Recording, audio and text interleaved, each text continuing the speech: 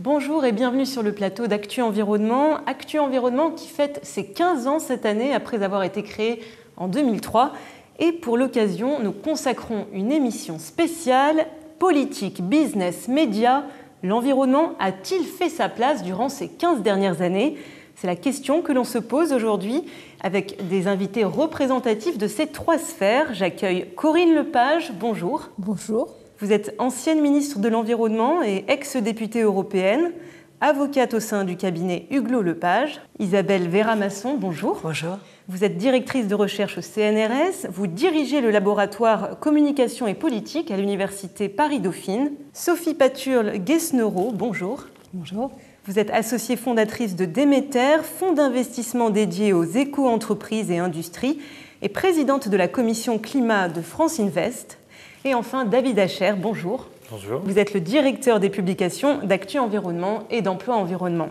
Alors, avant de rentrer dans le cœur du sujet et les rétrospectives, on ne peut pas faire l'impasse sur l'actualité, la nomination de François de Rugy comme nouveau ministre de l'Environnement après 15 mois de présidence Macron.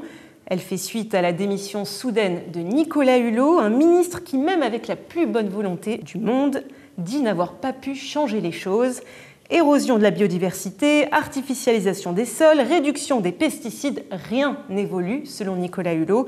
Alors, je vais vous poser la même question à tous les quatre et je vais vous demander d'y répondre assez brièvement.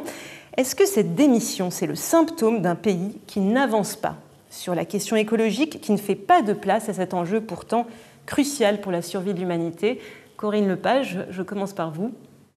Je ne dirais pas d'un pays, je dirais d'un gouvernement. Le pays bouge. Beaucoup de choses qui changent chez nous, je pense qu'on aura le temps d'en parler. La société civile change. Les politiques, c'est beaucoup plus difficile. Alors, vous-même, vous avez été ministre oui. pendant 2 ans lors du... Ça fait plus que 15 ans. Oui, c'était le premier mandat Chirac. Mais vous avez quand même, à la suite de ça, dit que vraiment, on ne peut pas changer les choses et l'histoire se répète. C'est pas tout à fait ça. J'ai écrit un bouquin qui s'appelle « On ne peut rien faire, Madame le ministre ». Ça veut dire, c'est pas écrit « Je n'ai rien fait ». Bon. On ne peut rien faire, Madame le ministre, parce que toute proposition de changement commence toujours par « c'est pas possible ». C'est pas possible parce que ça coûte cher, c'est pas possible parce que le droit ne le permet pas, c'est pas possible parce que tel intérêt économique s'y oppose, c'est pas possible parce que tel ministère ne veut pas, etc. Alors là, on est sous le premier mandat de Chirac dans les années 90, donc vous l'avez dit bien plus que 15 ans auparavant. 97, ça c'est 97. Alors donc l'histoire se répète? Oui, ça m'a beaucoup amusé d'entendre dans la bouche de Nicolas à peu près ma 4e de couve de mon bouquin qui a 20 ans. Sophie Paturle, je vais vous poser également cette question. Donc, c'est le symptôme d'un pays qui ne fait pas de place à l'enjeu écologique? Les choses ont fondamentalement changé, moi je trouve, en 15 ans. Donc je ne dirais pas tout à fait ça. Je dirais qu'il y a 15 ans, on avait plusieurs défis à relever, des défis technologiques. On a vu qu'on était capable de faire. On avait une prise de conscience qui n'était pas là. On était quelques pionniers. Aujourd'hui, il y a une vraie prise de conscience, mais par contre, l'urgence est là. Et je crois que nous prenons seulement maintenant conscience de l'urgence, ce qui voudrait dire mais le départ de Hulot très, très fort. Hulot était quelqu'un à la fois passionnant, je pense entouré aussi de gens extrêmement compétents. Il disait, j'ai aimé cette phrase, EDF, l'avenir d'EDF est dans les énergies renouvelables et l'efficacité énergétique. En est-on là aujourd'hui ou pas encore? On a eu des grands débats importants, notamment sur le nucléaire. Les mentalités, effectivement, la prise de conscience est différente. Les grandes décisions sont-elles prises? On peut valablement se poser la question. Isabelle Vera-Masson? Alors, quand vous dites un pays, c'est difficile de savoir ce que vous voulez dire, parce qu'un pays, est-ce que c'est la France? Est-ce que c'est le gouvernement? Est-ce que c'est les gouvernements? En tous les cas, le départ de Nicolas Hulot a sonné pour moi, je l'ai entendu en direct, c'est comme une espèce de tragédie. Le mot est à peine exagéré. Pourquoi une tragédie? Parce que, d'abord parce qu'on comptait beaucoup sur lui. Il avait traversé les régimes politiques. Il a conseillé Jacques Chirac comme il a conseillé François Hollande et Emmanuel Macron, donc la gauche, la droite et le centre. Il a toujours été là. Il a enfin accepté de prendre sur lui, sur son militantisme, sa connaissance, sa popularité, une sorte de courage. Et puis très rapidement, il a dû rendre les armes. Donc rendre les armes lorsqu'il s'agit de la la vie et de la mort de la planète. Enfin, on est quand même, on parle de choses aussi graves. On a eu l'impression que c'était effectivement absolument désolant. Alors, est-ce que ça veut dire que le pays ne peut pas changer? En tout cas, c'est ce qu'il pense. Il pense que ce n'est pas... Ni le gouvernement n'est même pas responsable pour lui. Il l'a bien dit. Celui d'avant non plus. Il met finalement en avant une espèce d'incompréhension du politique vis-à-vis à la fois de l'exigence environnementale et de l'opinion. Et ces dames l'ont bien dit, on a changé sur le plan de l'opinion. Les Français sont majoritairement, massivement convaincus de l'importance de la question environnementale. Mais une chose est de dire c'est important, c'est grave, il faut faire quelque chose. Et puis la réalité qui est qu'est-ce qu'on fait concrètement, au jour le jour, pour modifier les politiques publiques toujours pas à la hauteur de l'enjeu. Et ça, Nicolas Hulot a signé une espèce de constat d'échec total pour moi. Oui, alors effectivement, enfin, déjà, tout ce qui a été dit là sur le plateau, je suis tout à fait d'accord. Il y a effectivement des éléments positifs. La société a indiscutablement changé, l'économie a changé, les industriels se sont accaparés la thématique environnementale. On voit effectivement qu'au niveau des pouvoirs publics, c'est plus compliqué. Et pour rebondir sur ce que vous disiez, moi je trouve que là où c'est assez inquiétant, c'est qu'effectivement Hulot avait cette vocation de représenter l'engagement du peuple français qui est réel. Le fait est que son départ sa démission signe comme un échec. Et ça pose clairement la question de son après. Comment est-ce que la personne qui est la plus soutenue par les Français, qui est la plus représentative de l'engagement citoyen pour l'environnement, n'a pas réussi? Ça pose vraiment une question pour l'avenir. Est-ce qu'un jour les pouvoirs publics sont capables de dépasser ces problématiques et de ne pas reléguer toujours l'environnement comme étant le ministère qui empêche de tourner en rond? Et pourtant, il s'en est quand même passé des choses en 15 ans. Quelles ont été les grandes évolutions, les faits marquants de ces 15 dernières années? Nous avons posé la question à Arnaud Gossement, avocat spécialiste du droit de l'environnement. Écoutez-le. Sur les 15 dernières années, je dirais qu'il y a un avant et un après Charte de l'environnement. C'est un texte extrêmement important qui a placé l'environnement au sommet de notre droit. Cette Charte de l'environnement a fait en sorte que ce droit de l'environnement n'était pas simplement une politique publique parmi d'autres, mais au cœur de toutes les politiques publiques. L'apothéose, ça a été le Grenelle de l'environnement. C'est un changement complet dans la logique de décision gouvernementale. C'est une révolution dans la méthode dont on mesurera dans quelques années toutes les implications. On met l'écologie au cœur de toutes les autres politiques publiques, transport, agriculture, et on se dit comment on fait pour changer toutes les politiques publiques à partir de cette prise en compte de l'environnement. Et pour moi, le rôle des associations a fondamentalement changé à ce moment-là. Ces associations de défense de l'environnement doivent avoir un rôle de proposition et un rôle central, c'est-à-dire ne pas simplement dialoguer avec le ministère de l'écologie, dialoguer avec l'ensemble des ministères et vraiment avoir un rôle de proposition, de contribution à la décision publique. À la suite du Grenelle, les entreprises se sont intéressées à l'environnement comme un marché, comme une opportunité de croissance. L'entreprise n'a pas d'autre choix que de s'adapter. Elle peut toujours faire du greenwashing si elle veut, mais elle va mourir.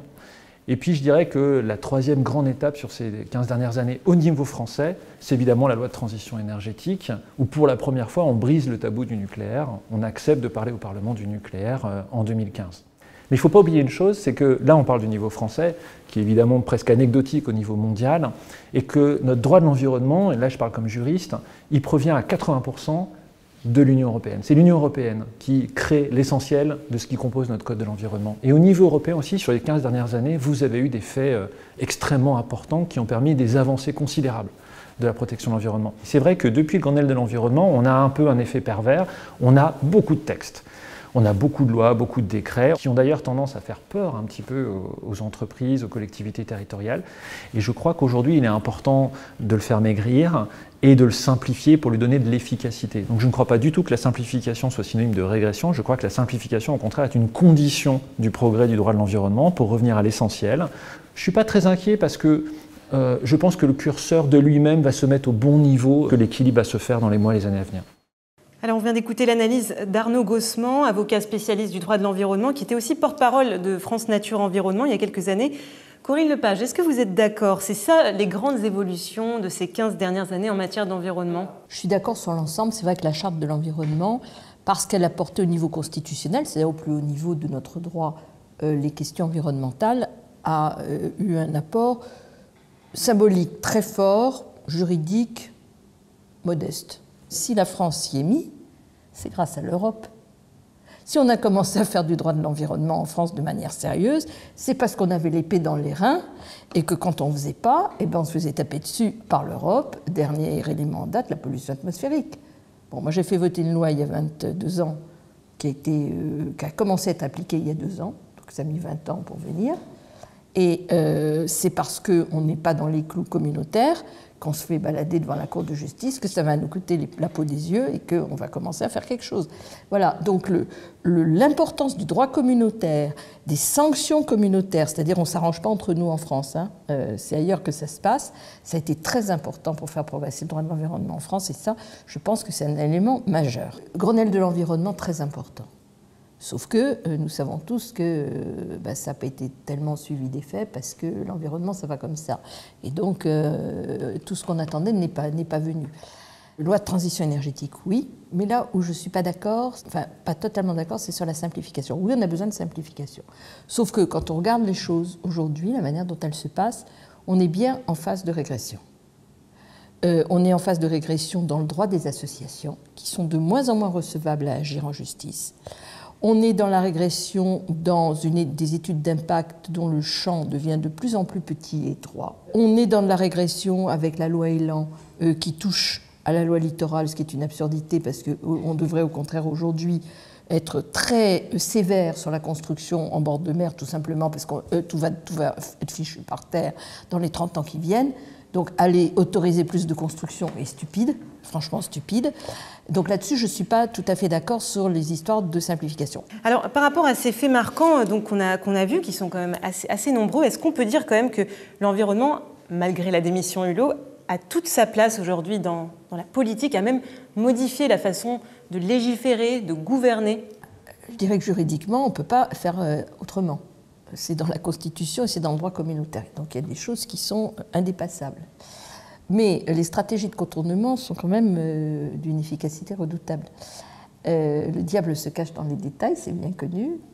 Et donc l'environnement est quand même largement vécu comme étant, dans un pays qui a du mal avec sa croissance économique et ses emplois, comme étant des contraintes et des éléments qu'il faut essayer d'écarter le plus possible.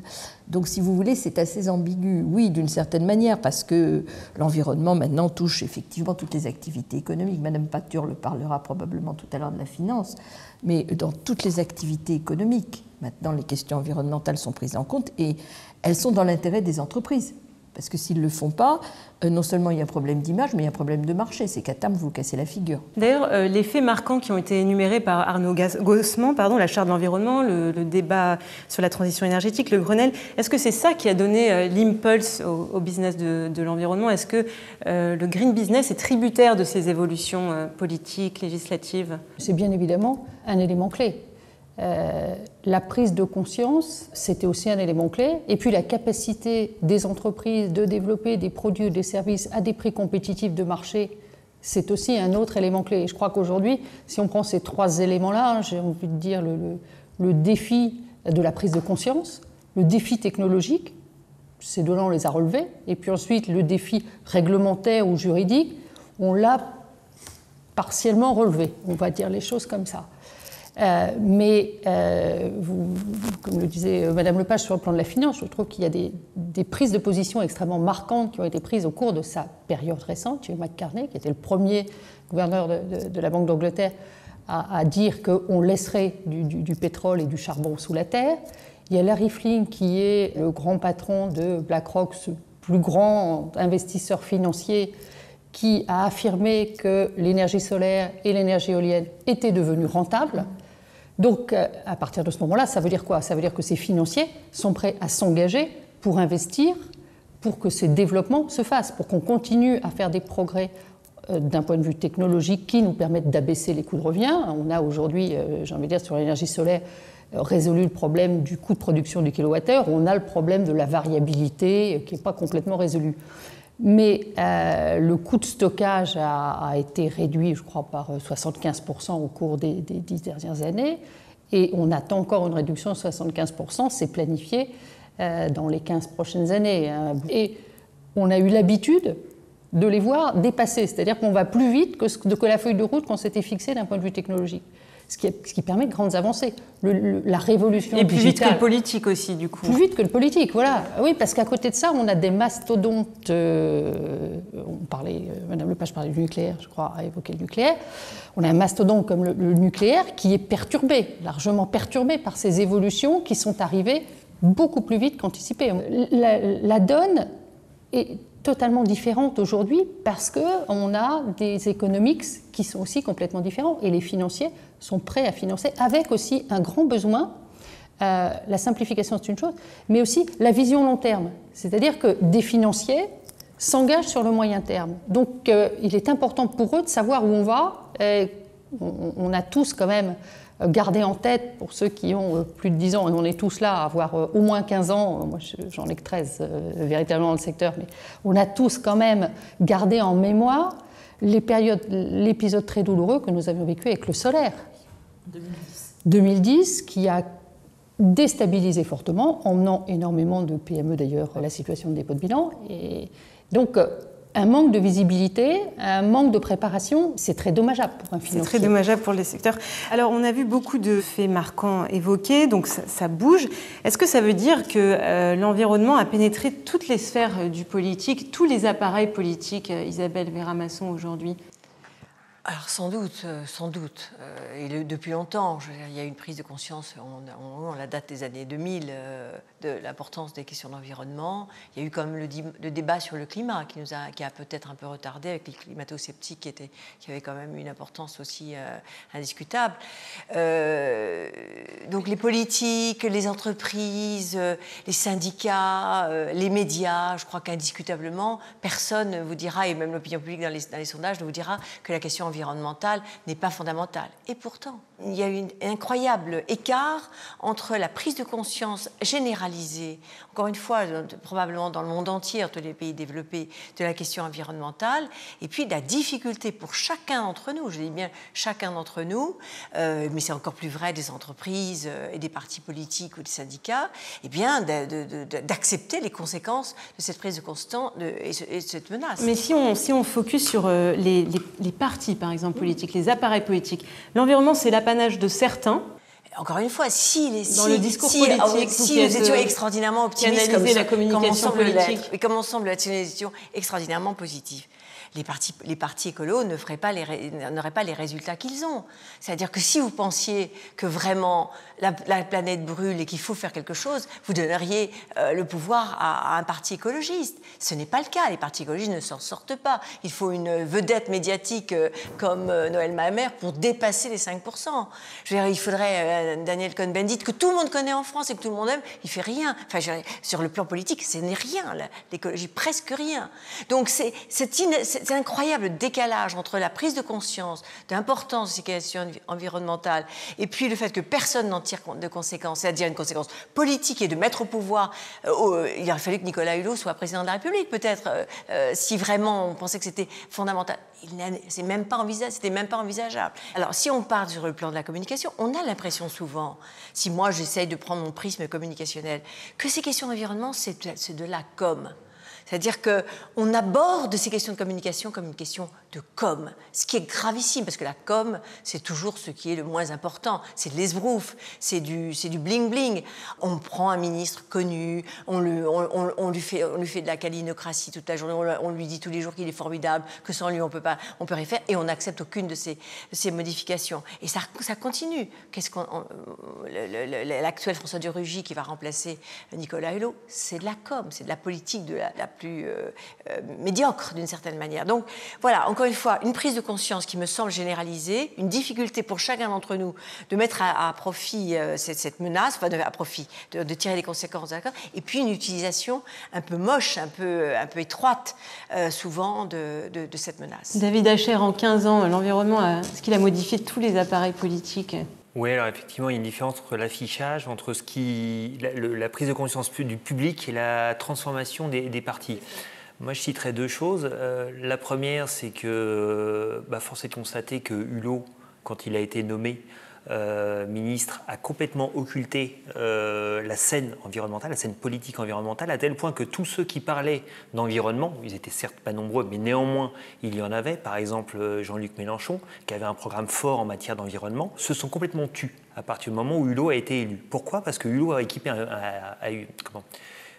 occupé, un périmètre médiatique qui ne laissait plus la place aux autres pour s'exprimer. Et ça plaide effectivement pour le fait que l'environnement, encore aujourd'hui dans la sphère politique, est utilisé comme un levier de communication, est utilisé comme un prétexte et non pas comme un véritable leitmotiv. Effectivement, il faut changer les choses de ce point de vue-là. Ça reste encore une variable d'ajustement, un peu de greenwashing finalement.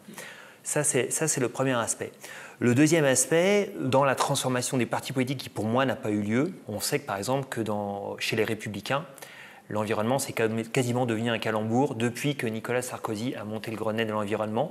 Pourquoi ? Parce que, alors que sa stratégie à l'époque avait été quelque part de soutirer les voix écologistes aux écolos pour affaiblir les partis de gauche, en fait, il a produit exactement l'effet inverse. Les Verts n'ont jamais fait un aussi bon score aux élections européennes. Rappelez-moi juste, Corinne Lepage. C'était 14 ou 15% avec Europe Écologie Les Verts. Voilà, exactement. Alors qu'effectivement, l'environnement avait été utilisé comme un outil stratégique pour aller blesser l'ennemi, finalement, ça s'est retourné contre l'assaillant. Et donc, effectivement, chez les Républicains, c'est devenu presque un calembour que de parler d'environnement.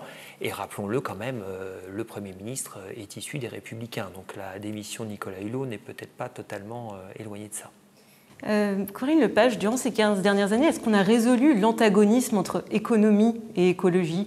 On a l'impression souvent que l'économie est souvent mise en priorité, éclipse les enjeux écologiques. Est-ce qu'aujourd'hui, on surmonte ça ? Sur le fond des choses, ça n'a pas changé, et à mon avis, pour une raison simple. Alors, c'est une affaire de fait de poule, la faute à qui ?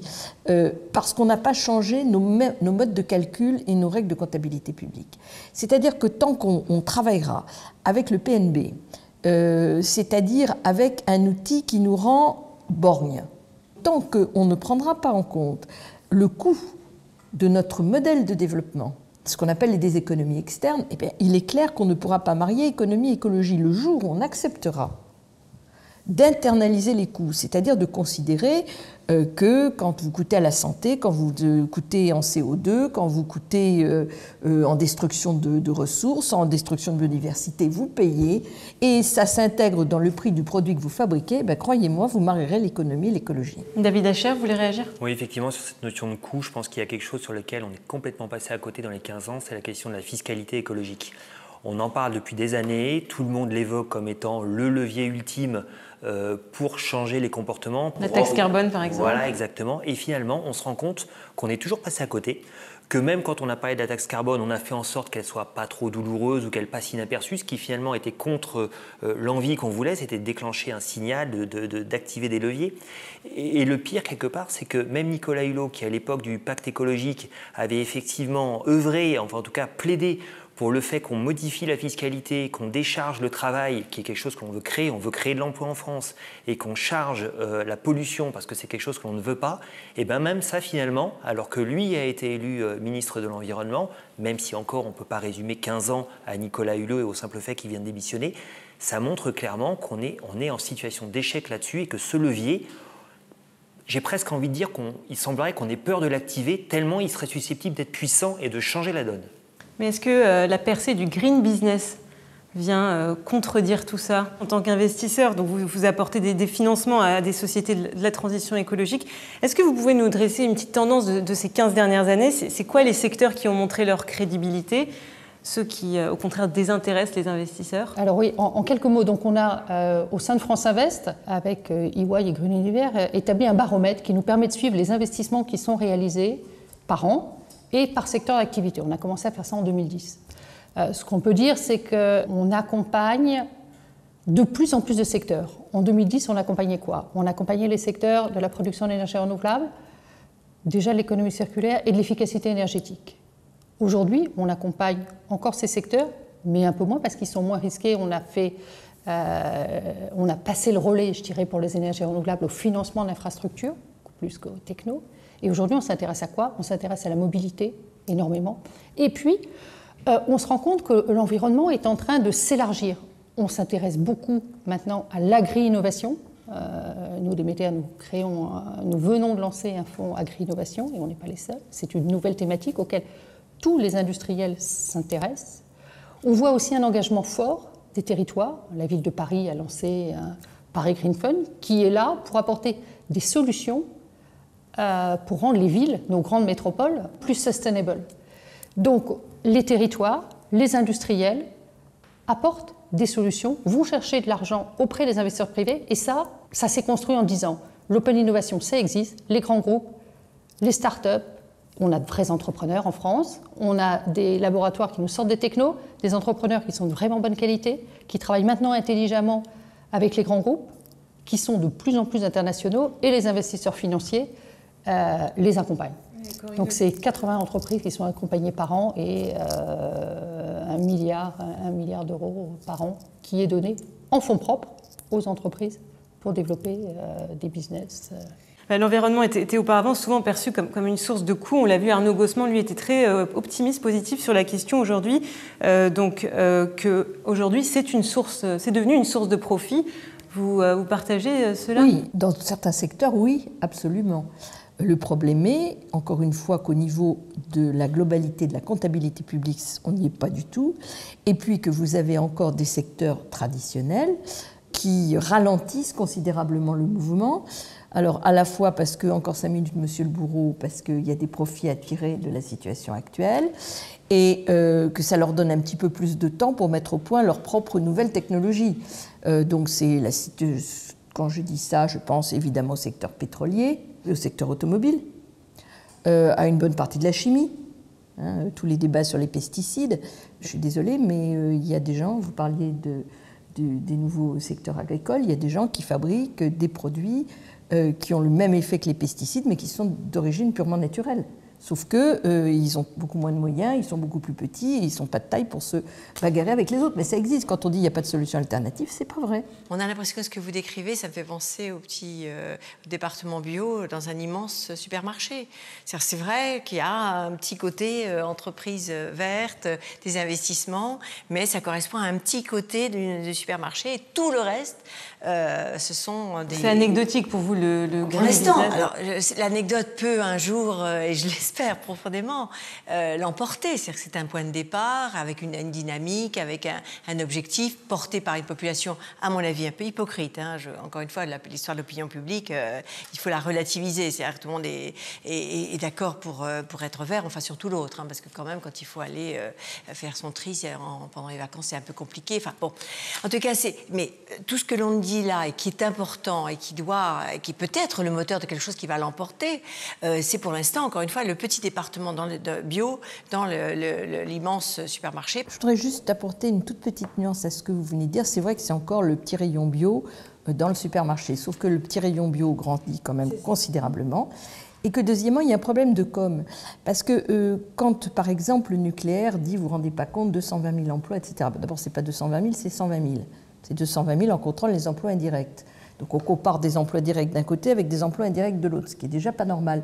Mais le nombre d'employés dans le secteur du renouvelable aujourd'hui est beaucoup plus important que ces 120 000 là. C'est de l'ordre de, je parle sous votre contrôle, plus de 200 000. Donc vous voyez, aujourd'hui il y a plus de monde qui a d'intérêt en termes d'emploi au développement du renouvelable qui a intérêt au nucléaire. Sauf que ce n'est pas du tout la communication publique. On laisse supposer que le renouvelable, c'est cacahuète, c'est 3 boîtes qui se battent dans leur coin, qu'il n'y a personne en France, que c'est bon pour l'Allemagne, pour l'Espagne, mais pas pour nous. C'est pas vrai. D'ailleurs, lorsque vous étiez ministre de l'Environnement, un de vos dadas, si je peux m'exprimer ainsi, c'était de montrer qu'on pouvait lutter contre le chômage par l'écologie. J'ai introduit la question de l'emploi au sein du ministère de l'Environnement. Ça n'existait pas. Santé-environnement, pas davantage d'ailleurs. Aujourd'hui, avec le débat sur le débat sur la transition énergétique, on a aussi et la transition écologique, on a eu beaucoup d'études là-dessus. On est encore en train d'essayer de prouver. On a parlé de 630 000 emplois. En fait, on est encore en train de convaincre les décideurs, les acteurs économiques qu'on peut créer des emplois. On en est encore là. Oui, je pense pour une large part. Mais ceci dit, c'est un peu idiot parce que quand vous regardez ce qui se passe ailleurs, de l'autre côté de nos frontières, eux, ils les font les emplois. Donc on a peut-être des questions à se poser. Questions à se poser aussi, pourquoi dans les domaines où on avait un super savoir-faire, On a, comme par hasard, perdu les boîtes qui les portaient, Alstom au passage, mais il y en a quelques autres. Donc on a une politique industrielle qui est quand même très particulière. Hein. David Acher ? Oui, effectivement, sur l'emploi, je pourrais en parler des heures ou presque, puisque nous, au départ, on n'a pas été lancé par Action Environnement, mais au départ par Emploi Environnement, parce que justement, on faisait le pari que l'emploi était une thématique d'avenir pour l'environnement. Quand on a commencé, donc, cette fois en 2002, donc il y a 16 ans, Emploi Environnement, bon, on nous tapait sur l'épaule en disant « mais arrêtez, de toute façon, il n'y a pas d'emploi dans l'environnement, ça n'existe pas ». Aujourd'hui, on diffuse presque 2000 offres d'emploi en permanence. Alors, sur les secteurs de l'environnement qu'on appelle aujourd'hui verts ou verdissants, c'est toujours un peu plus compliqué d'identifier le verdissant, mais néanmoins, effectivement, on y arrive malgré tout. Donc 2000, c'est pas rien.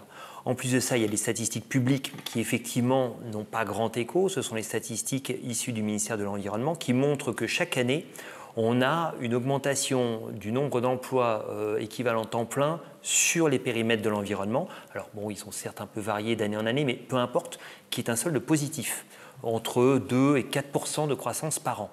Eh bien écoutez, 2 ou 4% de croissance par an en France en matière d'emploi, moi j'en connais qui en rêvent. Sophie Paturne, durant ces 15 dernières années, quels secteurs ont le plus créé d'emplois ? Les énergies renouvelables ont clairement créé de l'emploi. Hein. Je citerai un exemple, une société qui s'appelle Quadrant, dont on a parlé. Cet été, nous avions investi dans cette société, je crois en 2006 ou 2007, c'était 3 millions d'euros de chiffre d'affaires. Elle a été rachetée par Direct Energy, elle faisait 300 millions d'euros de chiffre d'affaires, c'était au printemps. Et puis cet été, Total a racheté Direct Energy.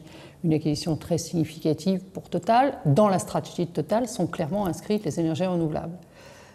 Nous avions en 2006 quelques investisseurs financiers. Il y avait Schneider, il y avait Demeter, il y avait Techfund, accompagné la création de Solaire Direct, qui a été racheté par Engie. Engie a aussi fait une part significative de sa stratégie de développement pour les années futures autour de l'efficacité énergétique et de la production d'énergie renouvelable.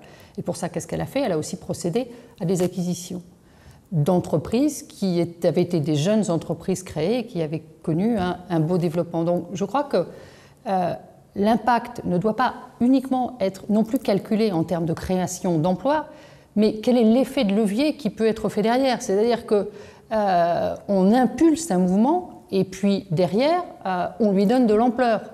Mais si on se met effectivement à faire de la comptabilité au jour le jour sans se projeter, on n'arrive pas à des calculs qui conduisent à prendre les bonnes décisions. Je crois que je vais dans le sens de ce que disait Mme Lepage. Alors, parmi les grands pourvoyeurs de marché pour les entreprises de l'environnement, vous le disiez tout à l'heure, on a les collectivités territoriales qui sont des acteurs majeurs de la transition écologique. En 15 ans, elles ont beaucoup fait évoluer leur politique publique, parfois bien plus vite que l'État. Écoutez à ce sujet Ronan Dantec, sénateur de Loire-Atlantique, ancien vice-président de la communauté urbaine de Nantes Métropole. J'aurais tendance à dire qu'on a 3 périodes sur ces 15 dernières années, en repartant de 2001-2002. On a une période où finalement les collectivités, ou pour mieux dire un certain nombre de collectivités, généralement plutôt les grandes villes de majorité de gauche où les écologistes ont pris les responsabilités environnement, transport, urbanisme, où ça avance assez vite, face à un gouvernement qui hésite sur les questions environnementales entre des moments d'affichage fort, Chirac à Johannesburg ou Sarkozy au moment du Grenelle de l'environnement, mais pas véritablement de politique aboutie dans le travail avec les collectivités. Ça, c'est une première période.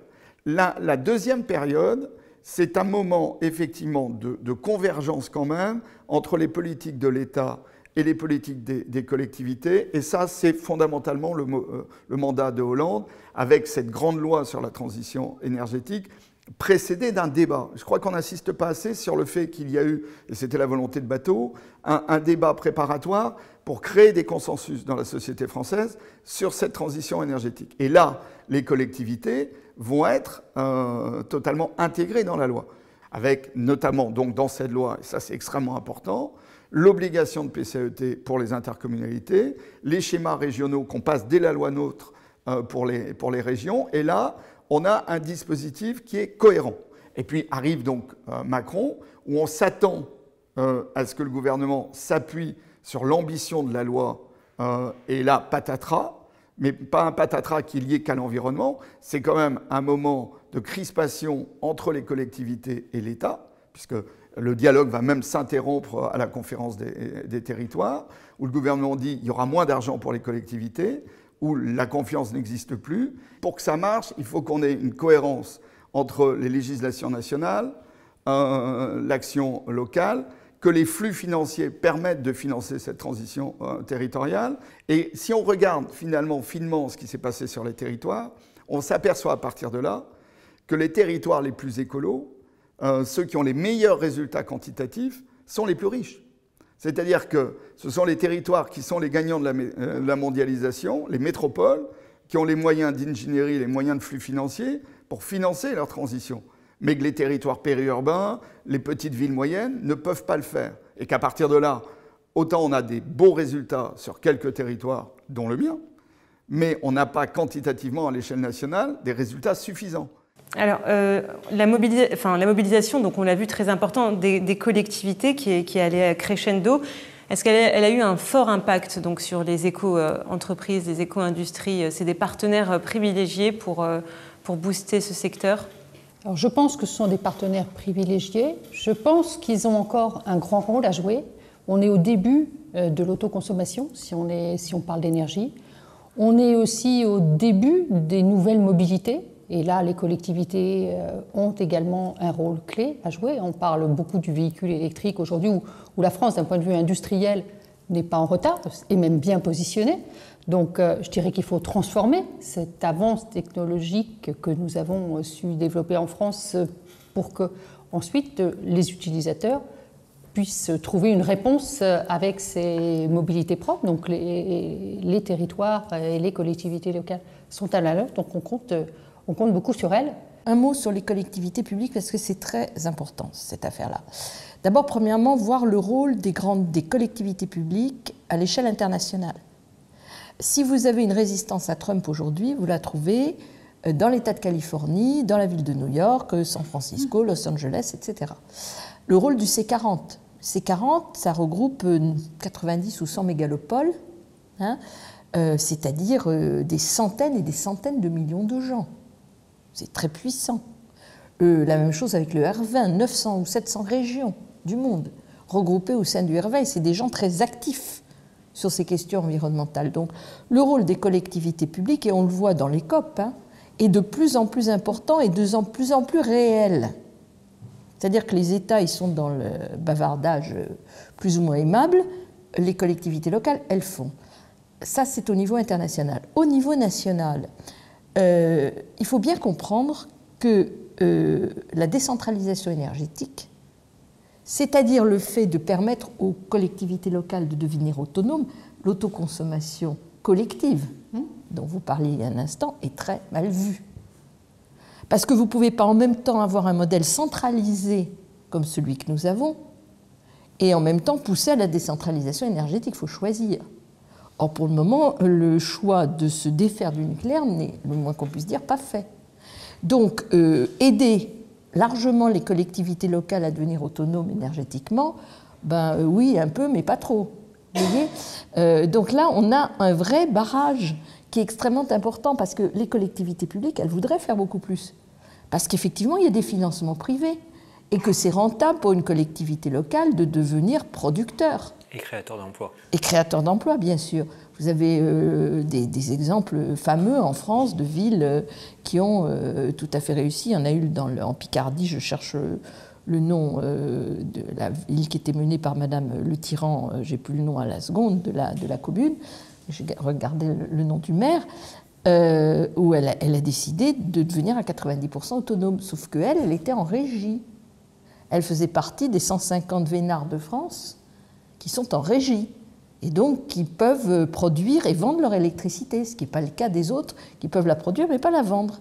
Bon, voilà, donc si vous voulez, indépendamment des problèmes de financement public, il y a des contraintes extrêmement fortes qui sont mises aux collectivités locales pour qu'elles puissent aller beaucoup plus loin en matière de décentralisation énergétique, et c'est très politique.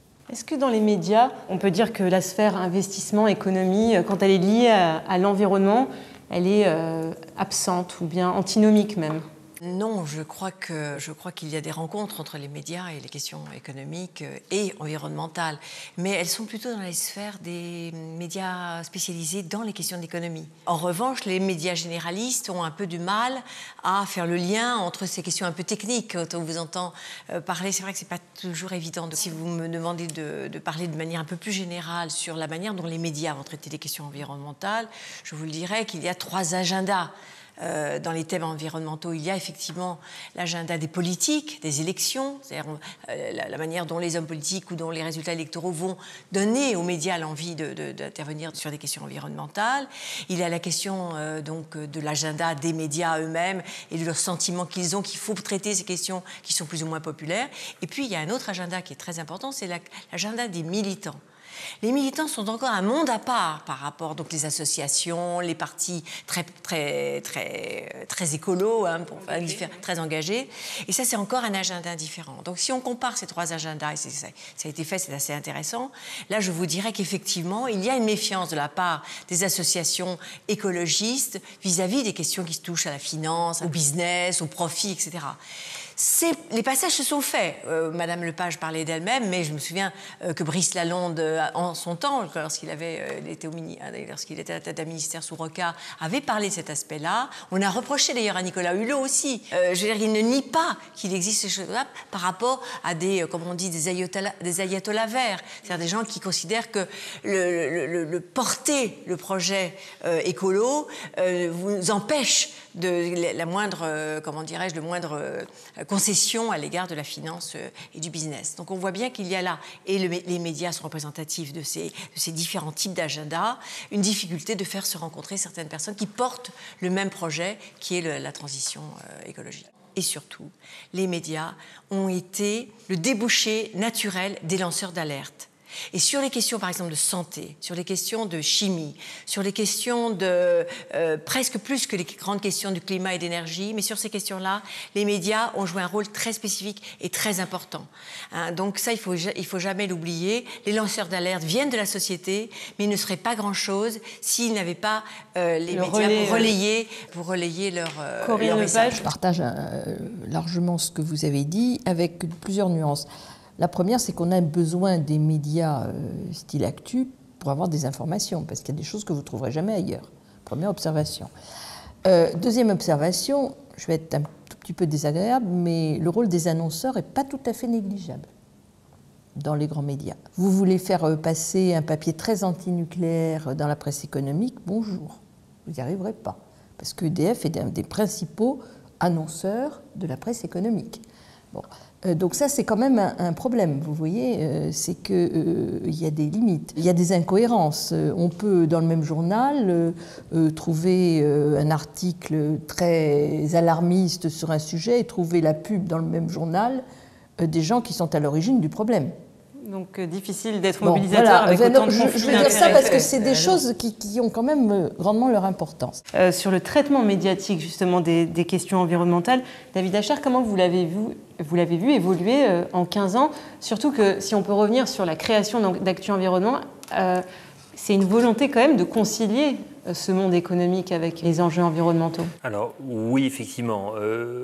Pourquoi concilier économie et environnement, entreprise et environnement? Parce qu'à l'époque, il faut se remettre dans le contexte, en 2003, beaucoup d'entreprises voyaient l'environnement comme un motif empêcheur de tourner en rond. En gros, quelque chose d'enquiquinant, de contraignant, générateur de coûts et non pas générateur de valeur. Donc effectivement, on avait vocation à se développer là-dessus parce qu'on était conscient que la prise en compte de l'environnement dans la société française ne passerait que par l'engagement des entreprises. Donc il fallait parler leur langage, à l'inverse de ce que font parfois les titres de presse militants qui parlent un langage qui vont à l'opposé des attentes des entreprises. Et du coup, effectivement, on ne capitalise pas sur les ententes, mais au contraire sur les dissensions. Donc ça, c'est quelque chose effectivement dont on a voulu se tenir éloigné. Et c'est pour ça qu'on a, notamment du fait d'un traitement très réglementaire, effectivement, voulu accompagner les entreprises vers une meilleure compréhension, une meilleure prise en compte de l'environnement. La seconde chose, c'est que sur les 15 ans, effectivement, à l'instar de ce que vous disiez, on a vu nos confrères de la presse, souvent grand public, s'accaparer la thématique environnementale de manière parfois un peu opportuniste, notamment avec un point d'orgue avec le Grenelle de l'environnement, où effectivement les citoyens étaient très engagés. Donc les médias grand public, mais également des médias naissants sur l'environnement se sont appropriés en disant « tiens, il y il y a quelque chose à faire, il y a une attention particulière du citoyen. Donc du coup, quelque part un cercle synergique entre les attentes des citoyens, les médias qui s'en emparent parce que c'est vendeur de papier, etc. etc. Donc c'est très instable en fait, c'est toujours c'est des effets de mode. À l'instar de ce que disait Sophie Patureul tout à l'heure, vous parliez du moratoire photovoltaïque qui a créé une véritable douche froide sur le secteur de l'environnement dans les années 2009-2010, qui s'est cumulé avec l'échec de Copenhague, avec la crise des subprimes, tout ça, avec l'environnement, ça commence à bien faire. Tout ça, effectivement, a été de nature à briser la confiance que les Français avaient avec l'environnement.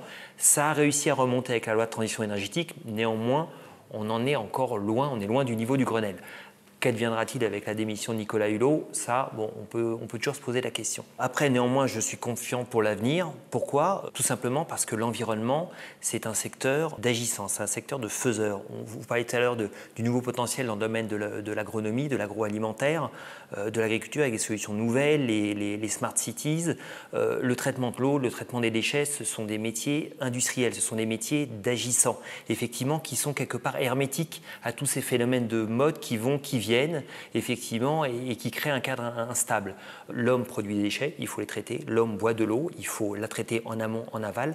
Ça, ce sont des métiers durables et effectivement qui ne sont pas prêts de disparaître, tout simplement.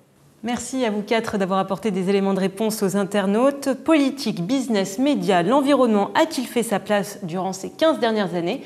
C'était le thème de cette émission. Merci de nous avoir suivis et je vous dis à très bientôt.